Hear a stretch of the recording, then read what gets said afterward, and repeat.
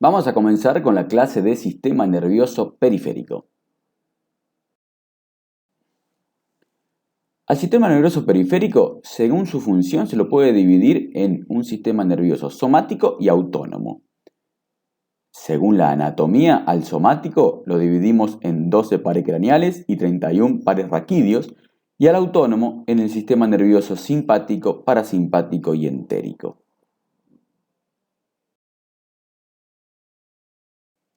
El sistema nervioso somático tiene la función voluntaria y da inervación sensitiva y motora a todas las partes del cuerpo, en especial al músculo estriado, órgano de los sentidos y la piel, a excepción de vísceras, músculo liso, músculo cardíaco y glándulas. El sistema nervioso somático sensitivo transmite el dolor y la temperatura, mientras que el sistema somático motor inerva a los músculos estriados.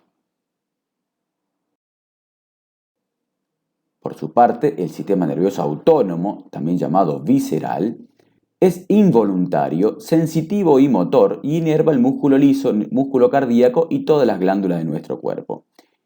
Y, como dijimos anteriormente, lo dividimos en un sistema simpático y parasimpático y por lo general lo que hace un sistema, el otro hace lo contrario. Por ejemplo, a nivel de la pupila, el parasimpático contrae la pupila produciendo la miosis, mientras que el simpático produce la midriasis, que es la dilatación de la pupila.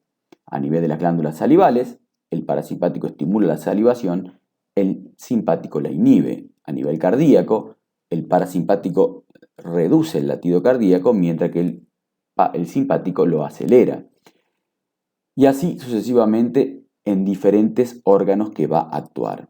Fíjense que el sistema simpático y parasimpático van a actuar generalmente en todos los órganos y sistemas, porque allí es donde está el músculo liso, a su vez las glándulas y el músculo cardíaco. Pero también para entender de dónde viene la inervación simpática y parasimpática hay que saber la distribución que tiene en todo el sistema nervioso central el simpático y parasimpático. Todo el sistema nervioso tiene función somática, ¿sí? La somática está en todo el sistema nervioso central, pero dentro de este sistema nervioso central se va a distribuir el simpático y el parasimpático. A nivel cerebral, la distribución de simpático y parasimpático es en todos los sectores en partes iguales, aunque en el diencéfalo predomina el parasimpático en la parte anterior y el simpático en la parte posterior. El tronco encefálico es de función parasimpática, es decir, que todos los nervios que salgan del tronco encefálico pueden llegar a tener función parasimpática. Si tiene función visceral, la función es parasimpática. A nivel cervical, de C1 a C7, solamente hay nervios somáticos, es decir, que no hay ni función simpática ni parasimpática. De D1 a L2, que son los nervios torácicos y torácicos lumbares, son nervios simpáticos o tienen función simpática aparte de la somática. A nivel de L3 a S1, la función de los nervios lumbares y sacros son somática. Y por último, S2, S3 y S4, la función es somática y parasimpática. Es decir, que solo el parasimpático lo vamos a tener a nivel cerebral, el tronco encefálico y S2, S3 y S4, mientras que el simpático lo vamos a tener solo en la región torácica y lumbar hasta L2 y a nivel cerebral.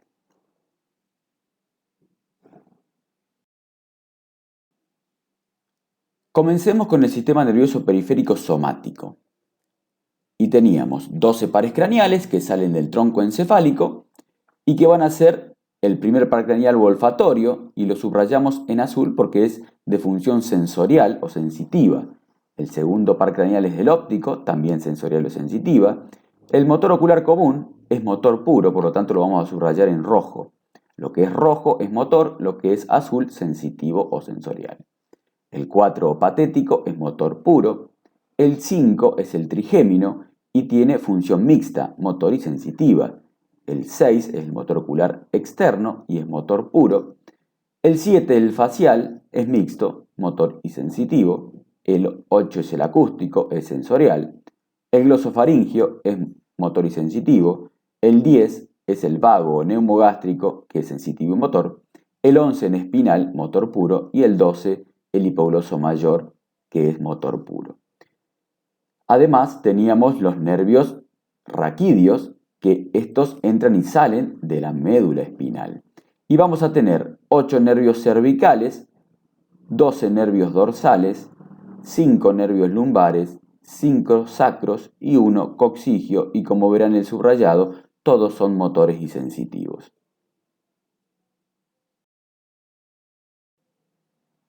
Y comencemos entonces a estudiar los pares craneales. Para estudiar cada par craneal tenemos que estudiar de la siguiente manera: el origen real, es decir, los núcleos de donde se originan las raíces de los nervios; el origen aparente, que es el lugar por donde lo vemos salir al nervio de la estructura del sistema nervioso central; el orificio del cráneo por donde sale el nervio, o por donde se lo puede visualizar; la función que tiene, ya algo vimos en la diapositiva anterior, vimos si tenía función motor o sensitivo o sensorial; el recorrido que hace desde su origen aparente hasta que va a inervar al órgano blanco; las relaciones que tiene en su recorrido y las ramas colaterales y terminales. Es decir, que de cada par craneal, de los 12 pares craneales, tenemos que estudiar el origen real, el origen aparente, el orificio craneal por donde sale el nervio, la función, el recorrido, las relaciones, ramas colaterales y terminales.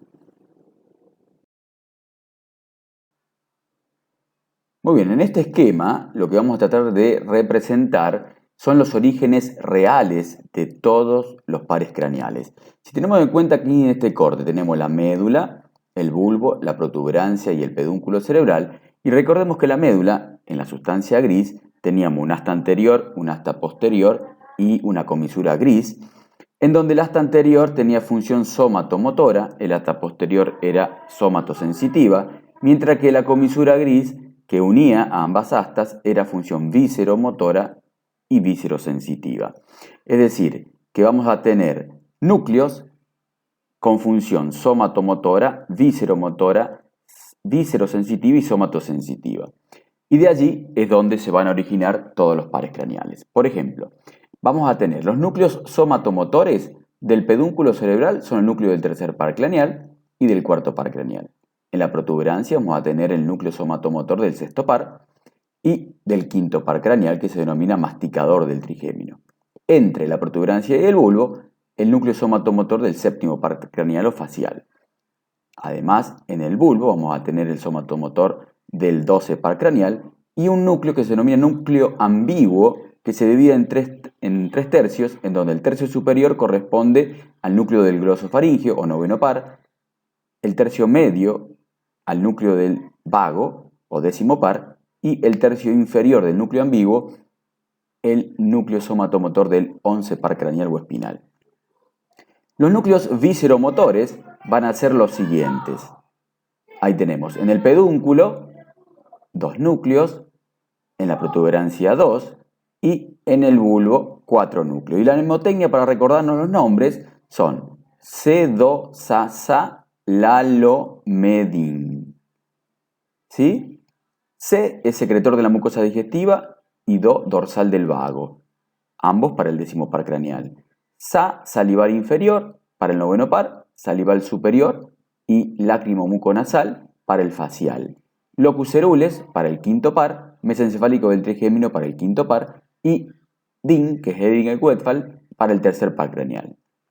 Como víscero sensitivo vamos a tener al núcleo solitario dorsal, que también lo dividimos en 3 tercios, en donde el tercio superior es el núcleo que va a ir de ese núcleo van a salir para el séptimo par craneal, del tercio medio para el glosofaringio o noveno par y el tercio inferior del décimo par craneal.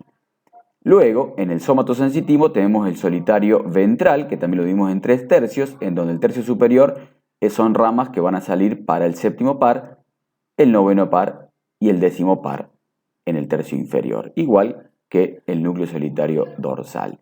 Y por último, en la protuberancia vamos a encontrar el núcleo sensitivo del trigémino, y de todos estos núcleos van a partir ramas o haces para formar cada par craneal.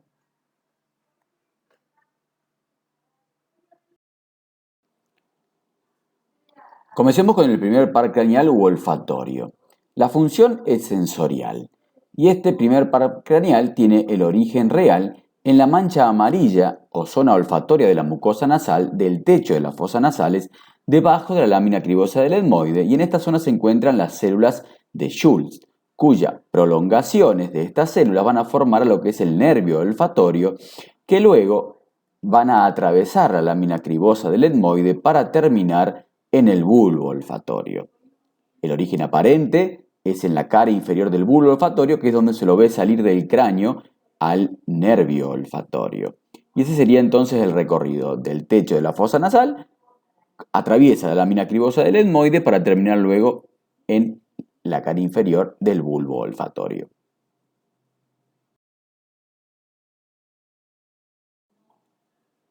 Veamos el segundo par craneal u óptico. También es función sensorial. El origen real es en las células ganglionares de la octava capa de la retina, y el origen aparente es en el ángulo externo del quiasma óptico. Es decir, recuerden que el origen aparente es el lugar por donde se lo ve salir del cráneo al nervio. Y el origen ese es en el ángulo externo del quiasma óptico.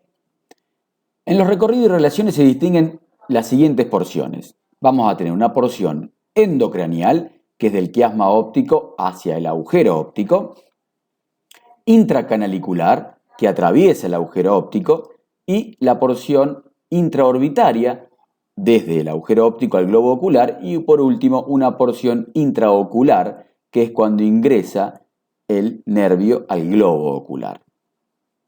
En relación con la arteria oftálmica, esta arteria primeramente se coloca por fuera del nervio, luego la cruza por encima para luego ubicarse en la parte interna de la órbita.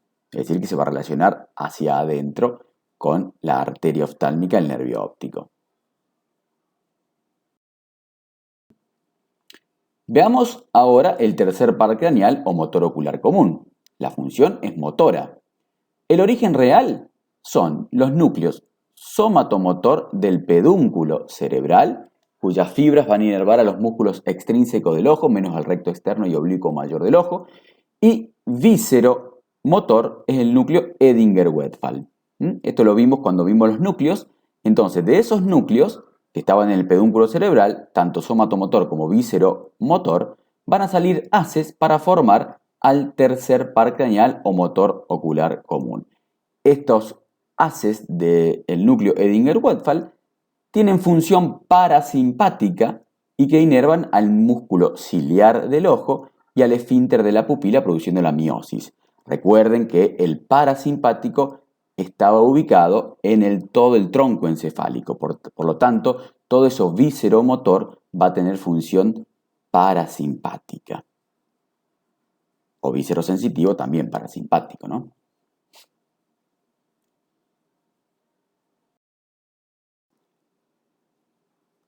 El origen aparente del motor ocular común es en el surco del motor ocular común en la cara anteroinferior del pedúnculo cerebral, en el ángulo que le forman la arteria cerebral posterior y cerebelosa superior, que eran ramas del tronco basilar. Recorrido y relaciones.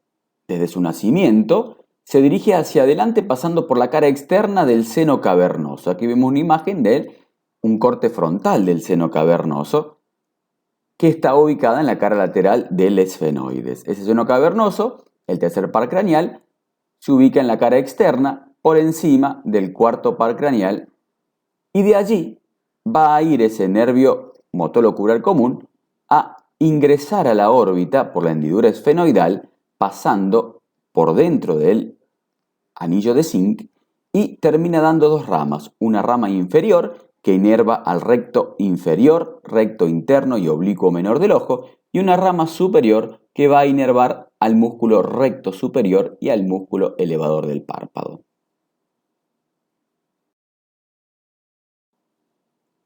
Veamos el cuarto par craneal o patético. Tiene una función motora, inerva al músculo oblicuo mayor del ojo. El origen real es el núcleo somatomotor del patético que se encuentra en los pedúnculos cerebrales. Y fíjense en el recorrido, que se dirige hacia atrás para salir de la parte posterior del tronco encefálico. Es el único par craneal que sale de la cara posterior, de la parte posterior del tronco encefálico. Y aquí tenemos que el origen aparente es en la cara posterior de los pedúnculos cerebrales, a los lados del frenillo de Wiesen, y como dijimos anteriormente, este es el único par craneal que sale de la parte posterior del tronco encefálico. Con respecto al recorrido y relaciones, las raíces se cruzan dentro de los pedúnculos cerebrales y salen a los lados del frenillo de Wiesen. Rodean las caras laterales de los pedúnculos y ese patético va a recorrer lateralmente al seno cavernoso y pasa por debajo del tercer par craneal y por encima del oftálmico de Willis, ingresa a la hendidura esfenoidal pasando por fuera del anillo de zinc y termina inervando el oblicuo mayor del ojo.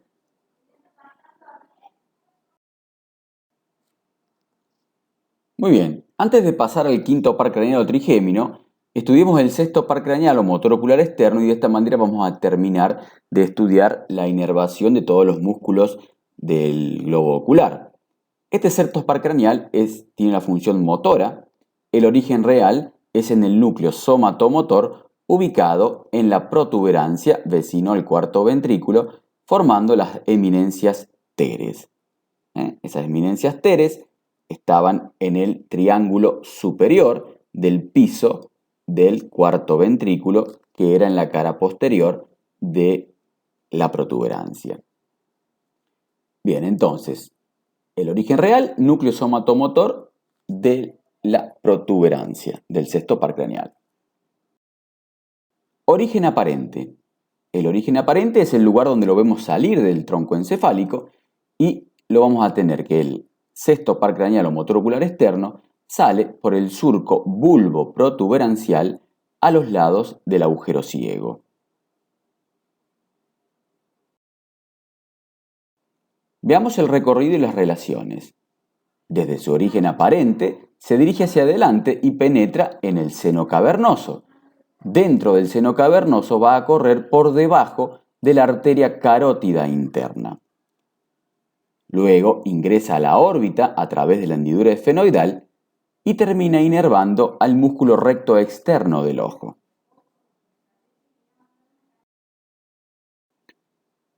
Bueno, y ahora sí, pasemos a estudiar al quinto par craneal o trigémino. Este nervio se caracteriza por tener una función sensitiva para la piel del cráneo y cara y motora para los músculos de la masticación. El origen real presenta los siguientes núcleos. Tenemos el núcleo sensitivo del trigémino de la protuberancia, el núcleo motor o masticador del trigémino de la protuberancia también, y los núcleos parasimpático motor del locus cerules y mesencefálico del trigémino. De esta manera se forman de esos lugares los haces sensitivo y motores y víscero-motores del quinto par craneal o trigémino. Entonces, si uno quiere decir origen real del trigémino, núcleo sensitivo del trigémino de la protuberancia, masticador del trigémino de la protuberancia, el parasimpático del locus ceruleus y el mesencefálico del trigémino, que también está en el pedúnculo cerebral.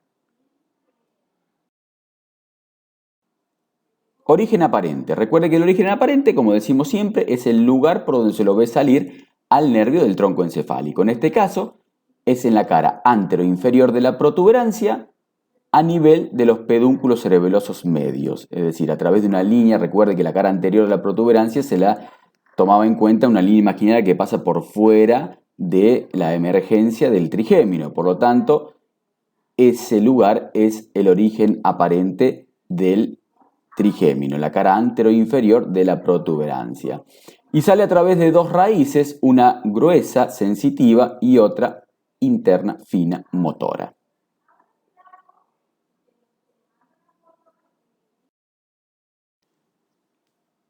Veamos su recorrido y relaciones. Desde su origen, se dirige hacia el peneasco del temporal, donde se encuentra allí el ganglio de Gasser. Del ganglio de Gasser se va a dar tres ramas, sensitiva y una raíz motora, que pasa debajo del ganglio y se continúa con el nervio maxilar inferior. Las ramas del trigémino son el nervio oftálmico de Willis, el nervio maxilar superior y el nervio maxilar inferior. Esas son las tres ramas sensitivas. Y recordemos que la motora se acompaña del nervio del maxilar inferior.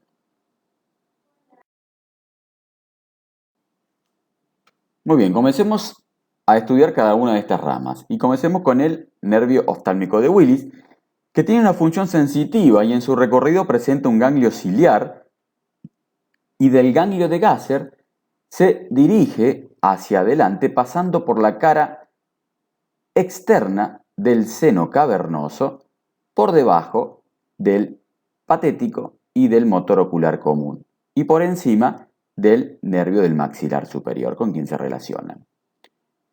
Sale del cráneo por la hendidura esfenoidal y termina dando tres ramas, que son las tres ramas terminales del oftálmico de Willis y que son una rama nasal, una rama frontal y una rama lagrimal.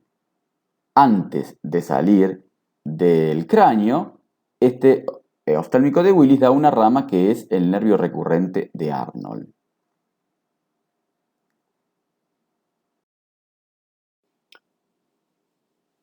La rama nasal ingresa a la órbita por la hendidura esfenoidal por dentro del anillo de Zinc y corre por la pared interna de la órbita dando ramas colaterales y terminales.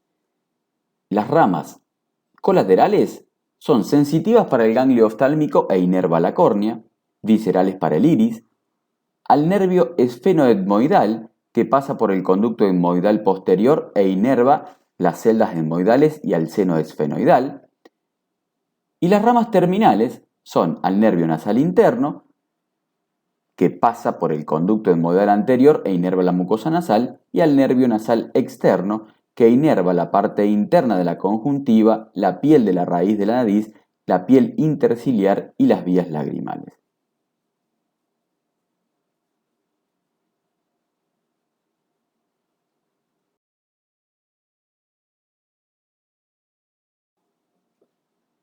El nervio frontal, ese nervio frontal ingresa a la órbita por la hendidura esfenoidal y por fuera del anillo de Zinc. Corre por el techo terminando dando dos ramas terminales, que esas ramas terminales son el nervio frontal interno, que inerva la piel de la región interna de la frente, raíz de la nariz, entrecejo y párpado superior, y el nervio frontal externo o nervio supraorbitario, que inerva la piel de la región externa de la frente y el párpado superior. Por último, la rama lagrimal. Esa rama lagrimal ingresa por la órbita también por la hendidura esfenoidal, corre por la cara externa e inerva la glándula lagrimal y al párpado superior. El nervio recurrente de Arnold es para la tienda del cerebelo.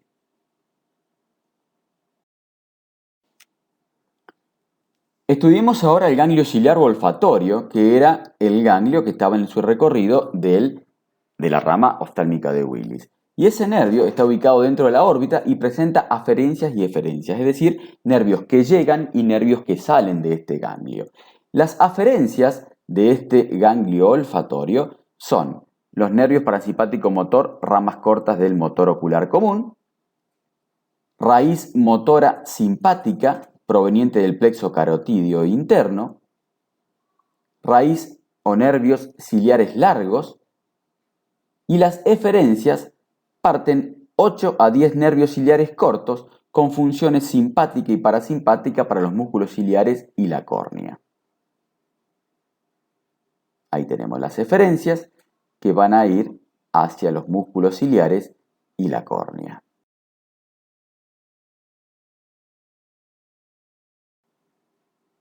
Muy bien, y luego de estudiar el nervio oftálmico de Willis, empecemos a estudiar ahora el nervio o la rama maxilar superior del trigémino.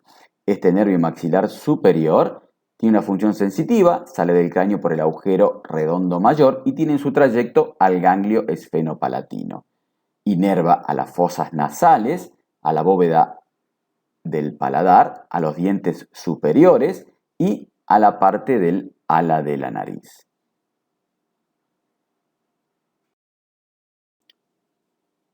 Veamos el recorrido y las relaciones de este maxilar superior. Desde el ganglio de Gasser, este nervio maxilar superior se dirige hacia adelante y va por el piso de la fosa media del cráneo y pasa por la parte más externa del seno cavernoso por debajo del oftálmico de Willis. Antes de salir del cráneo, va a dar un ramo meningio medio para las meninges.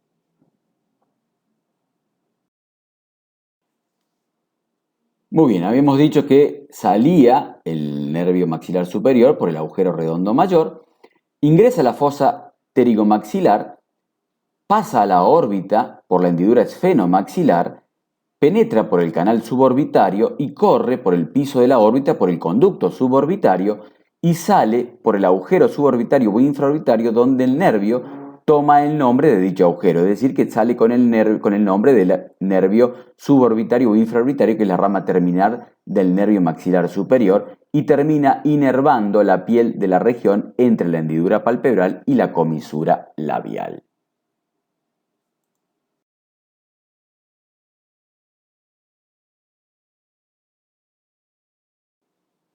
Habíamos dicho que la rama terminal era el nervio infraorbitario o suborbitario. Ahora veamos las colaterales. Teníamos un ramo meningio medio para la hendidura madre, un ramo orbitario que ingresa a la órbita por la hendidura esfenomaxilar, el nervio esfenopalatino, aferencias al ganglio esfenopalatino, nervios dentarios posteriores y nervios dentarios anteriores para la inervación de los dientes superiores.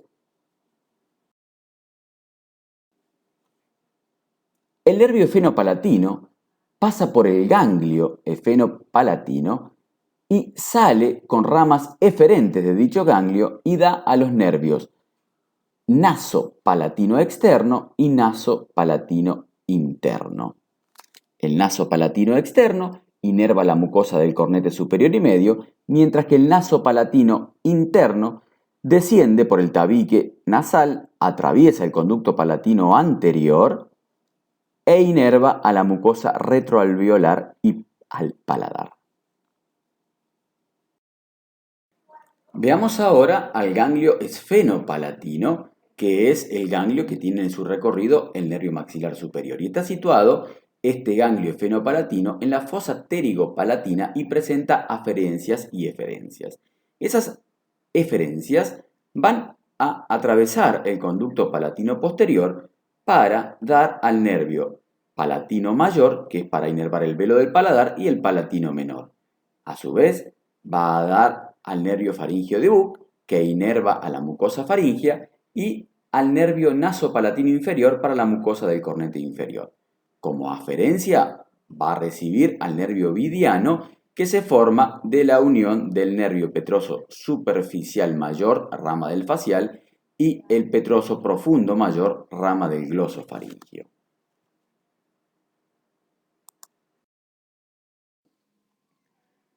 Veamos ahora el nervio del maxilar inferior, que tiene una función sensitiva y motora, mientras que la rama sensitiva inerva la piel de la región temporal, mejillas, mentón, mucosa bucal, encías, labio inferior, 2/3 anterior de la lengua y dientes inferiores. Ahí vemos la región que desde el ganglio de Gasser va a estar las tres ramas, en donde la región del maxilar inferior, esa es la zona de la inervación sensitiva, la del maxilar superior y la del oftálmico de Willis. Toda es la inervación sensitiva de las tres ramas del trigémino, mientras que la rama motora, que acompaña al nervio maxilar inferior, inerva los músculos de la masticación, al miloioideo y al vientre anterior del digástrico.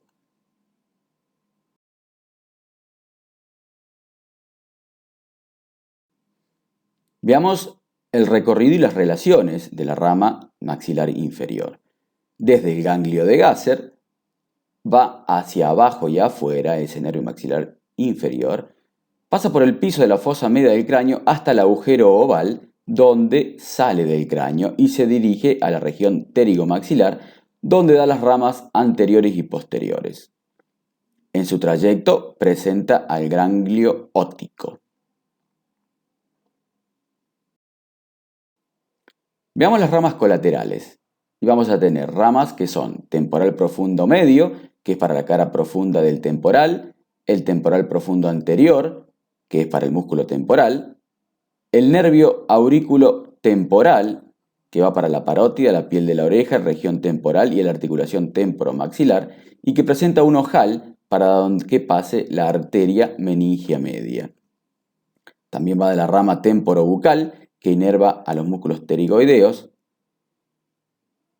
una rama bucal, que es para la piel y mucosa de las mejillas y cara externa de las encías, y además presenta al nervio temporomaceterínico y al nervio pterigoideo interno para la inervación de dichos músculos.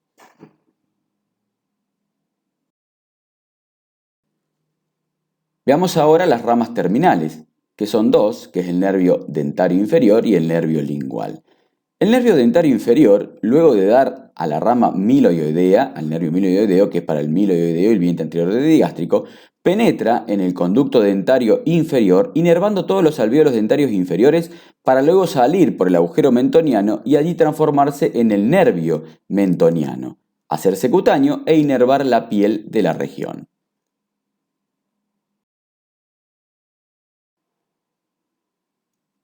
El nervio lingual, por su parte, inerva los 2/3 anteriores de la lengua y lleva la sensación táctil, térmica y dolorosa, y se anastomosa con el nervio cuerda del tímpano, rama del facial, que inerva los corpúsculos gustativos que están por delante de la V lingual, es decir, de los 2/3 anteriores de la lengua.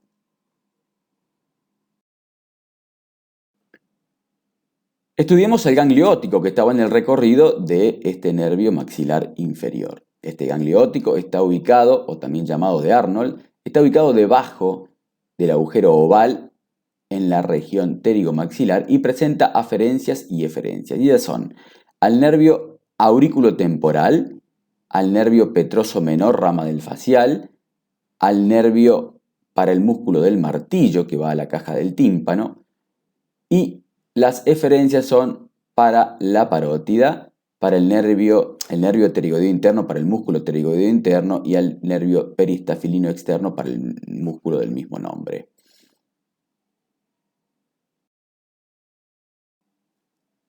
Comencemos ahora con el nervio facial o séptimo par craneal. La función que tiene es motora, sensitiva, sensorial y vegetativa. Está formado por una raíz motora que es el facial propiamente dicha y otra sensitiva que es el intermediario de Weisberg o 7 bis, también llamado 7 bis. La raíz motora está destinada a inervar a los músculos de la mímica, es decir, al cutáneo del cuello, occipital, vientre posterior del digástrico, estiloioideo y músculos del estribo. La raíz sensitiva sensorial recoge las sensaciones de los conductos auditivos externos y los estímulos gustativos de los 2/3 anteriores de la lengua, mientras que la raíz vegetativa parasimpática regula la secreción de las glándulas sublingual, submaxilar, lagrimal y de la mucosa nasal.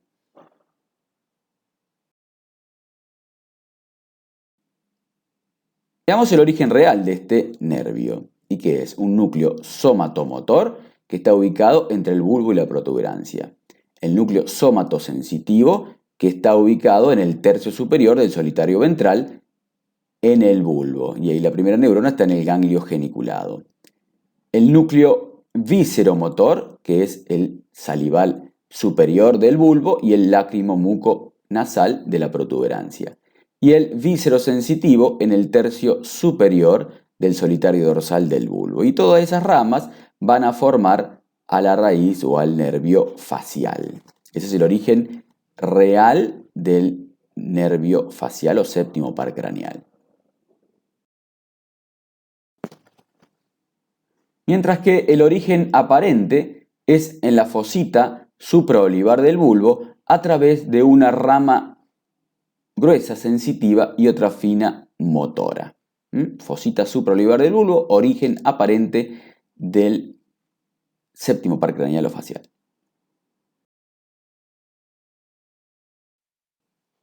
Muy bien, estudiemos ahora el recorrido y las relaciones. Y en este recorrido y relaciones tenemos que distinguir un recorrido interno o intravulvo protuberancial y uno externo desde el origen aparente, es decir, desde la fosita supraolivar del bulbo. El recorrido interno tenemos que del núcleo somatomotor del facial, las fibras o la raíz motora del facial se dirigen hacia atrás y rodean al núcleo del motor ocular externo y que describe 4 ángulos en ese recorrido o en rodearlo al motor ocular externo, 4 ángulos, donde el tercero se denomina rodilla del facial. Luego, la raíz motora se dirige hacia adelante para salir por la fosita supraolivar del bulbo junto con las demás raíces de los demás núcleos que forman al origen real del facial.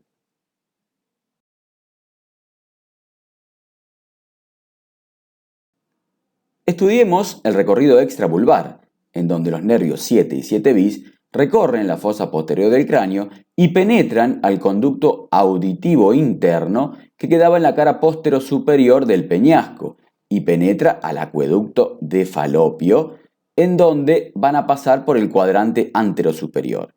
Veamos, este es el acueducto de Falopio dentro del conducto auditivo interno, en donde se lo divide en 4 cuadrantes, en donde el facial y el 7 bis van a pasar por el cuadrante anterosuperior, mientras que el nervio coclear va a pasar por el cuadrante anteroinferior, el nervio vestibular superior por el cuadrante posterosuperior y el nervio vestibular inferior por el cuadrante posteroinferior. El facial o 7 bis pasa por el cuadrante anterosuperior del acueducto de Falopio. De allí, el facial y 7 bis recorren el acueducto de Falopio en 3 porciones, en sus 3 porciones, que son, vamos a ver que la primera porción lo hace hacia adelante, la segunda porción lo hace hacia afuera y la tercera porción lo hace hacia abajo. En la unión de la segunda y tercera porción se encuentra el ganglio geniculado. El ganglio geniculado es atravesado por el facial propiamente dicha, es decir, la fibra motora, mientras que el 7 bis o intermediario de Weisberg queda ahí en dicho ganglio, es decir, que termina en dicho ganglio, es decir, que la rama sensitiva termina en el ganglio geniculado, mientras que la motora es la que continúa su recorrido hacia afuera del cráneo. Luego, cuando sale del cráneo, lo hace por el agujero estilomastoideo, penetra la celda parotidia y da sus ramas terminales, que son las ramas temporofacial y cérvico-facial, con sus ramas a su vez. Es decir, que las dos ramas terminales son la rama temporofacial y cérvico-facial, que van a inervar a todos los músculos de la mímica.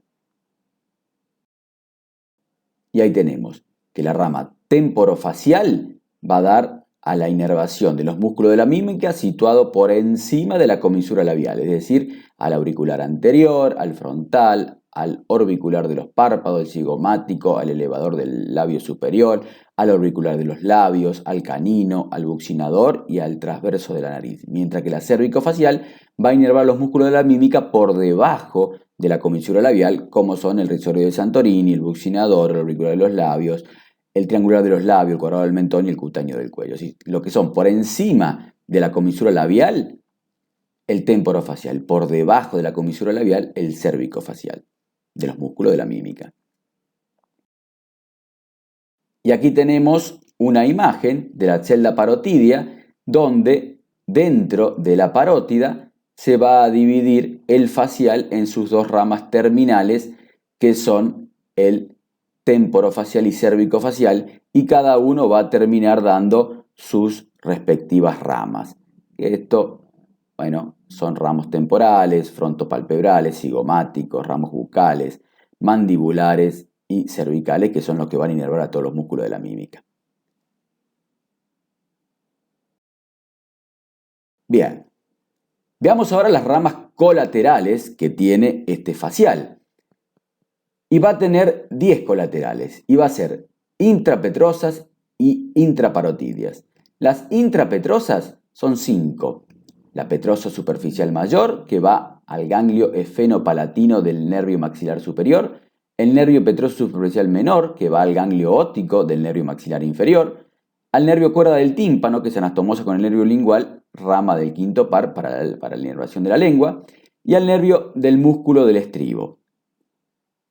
Anastomosis también con el 10º par craneal. Entonces tenemos 5 ramas intrapetrosas. Y las intraparotidias son al nervio auricular, que es para el pie de la oreja, a la anastomosis para el 9º par craneal o glosofaringio, un ramo lingual, que es para el músculo estilogloso y peristafilino, un ramo digástrico para el músculo digástrico y un nervio estiloioideo para ese músculo. Entonces tenemos, esto a veces lo llegan a preguntar, ¿cuántas ramas colaterales tiene el facial? Son 10, son 5 intrapetrosas y 5 intraparotidias. Comencemos ahora con el 8º par craneal acústico o vestíbulo coclear. La función es sensitivo y sensorial y está relacionado con la audición y el equilibrio y está formado por una rama coclear y otra vestibular y de allí su nombre.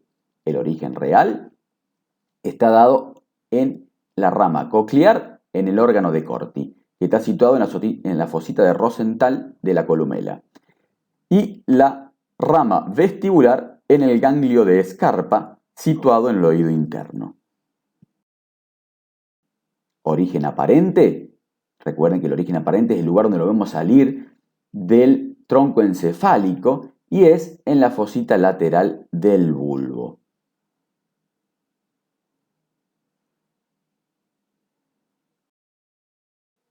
Desde su origen aparente, el nervio se dirige hacia adelante por el conducto auditivo interno y allí se separan en las raíces vestibulares y cocleares.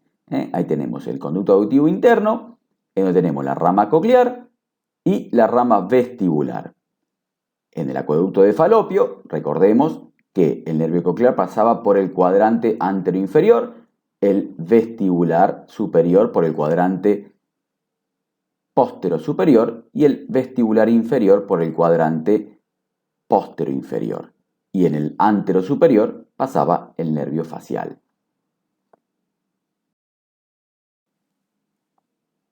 De los cuadrantes posteriores, los nervios vestibulares, que en su recorrido presentan al ganglio vestibular o de Scarpa, penetran en el oído interno membranoso terminando en las crestas de los conductos semicirculares, que uno es anterior, otro es horizontal y otro es posterior, y en las máculas del utrículo y del sáculo, que esa es la zona del equilibrio.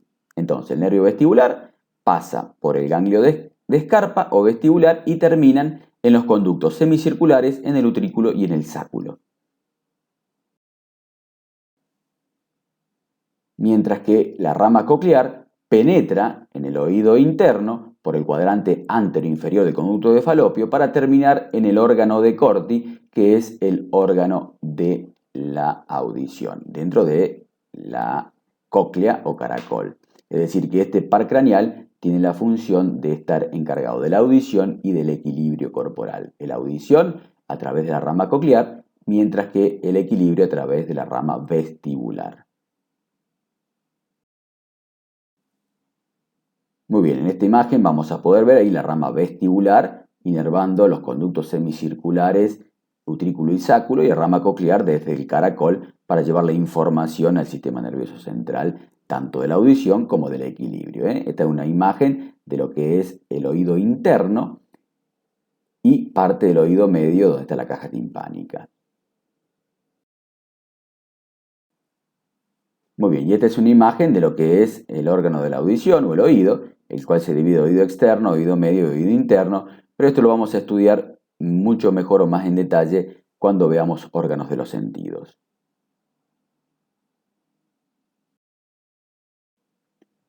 Por último, vamos a ver al noveno par craneal o glosofaringio, que tiene una función sensitiva, sensorial, motor y vegetativa. La sensitivo recoge la sensibilidad de la faringe, el tercio posterior de la lengua, amígdalas y velo del paladar. La sensorial recoge las sensaciones gustativas del tercio posterior de la lengua.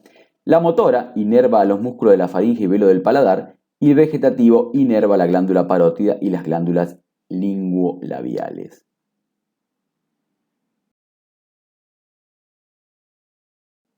El origen real es a través del núcleo somatomotor que se encuentra en el tercio superior del núcleo ambiguo del bulbo.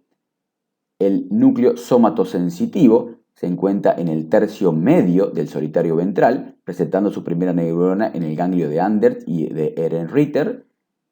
El víscero motor se encuentra en el núcleo salivar inferior del bulbo y el víscero sensitivo en el tercio medio del solitario dorsal del bulbo.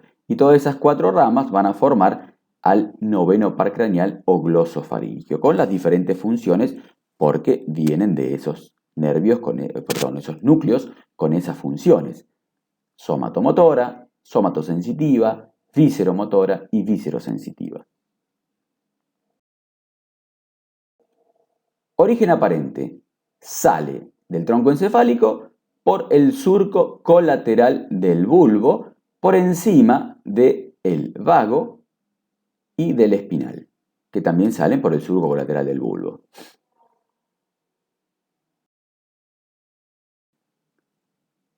Veamos el recorrido y relaciones. Desde su origen aparente se dirige hacia afuera, hacia el agujero rasgado posterior, por donde sale del cráneo y se relaciona por delante y abajo con la arteria vertebral y con el 12 par craneal y por arriba con el paquete acústico facial.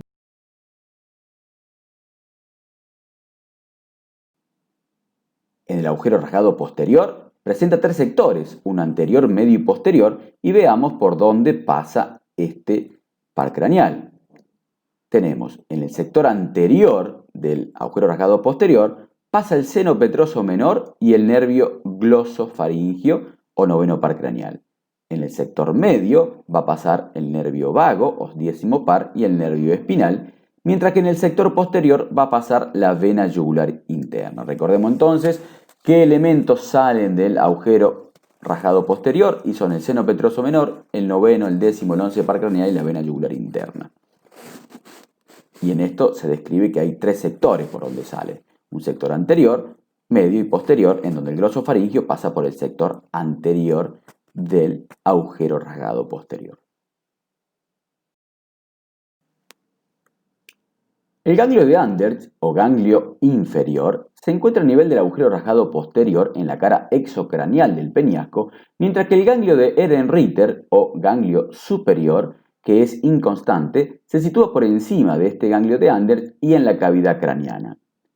Al salir del cráneo, este nervio glosofaringio se relaciona con el 10º par craneal, con el 12 y 11 par craneal, con el ganglio de la cadena superior simpática, con la carótida interna y la vena yugular interna, para luego terminar dando sus terminales en la base de la lengua.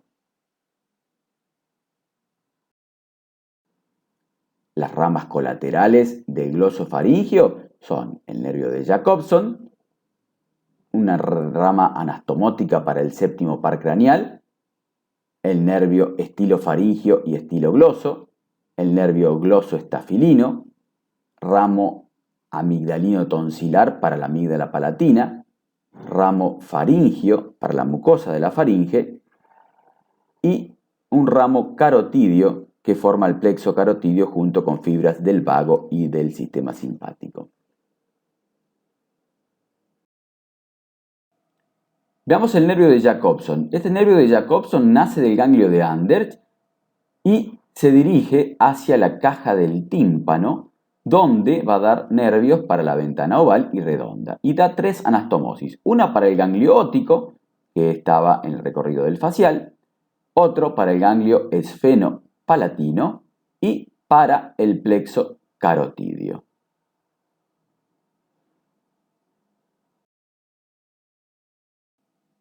Por último, las ramas terminales Son ramas que forman al plexo lingual que inerva detrás de la vena lingual alrededor del agujero ciego de la lengua. Muy bien, y de esta manera hemos concluido con la primera parte del sistema nervioso periférico, donde estudiamos los 9 primeros pares craneales. Muchas gracias por su atención.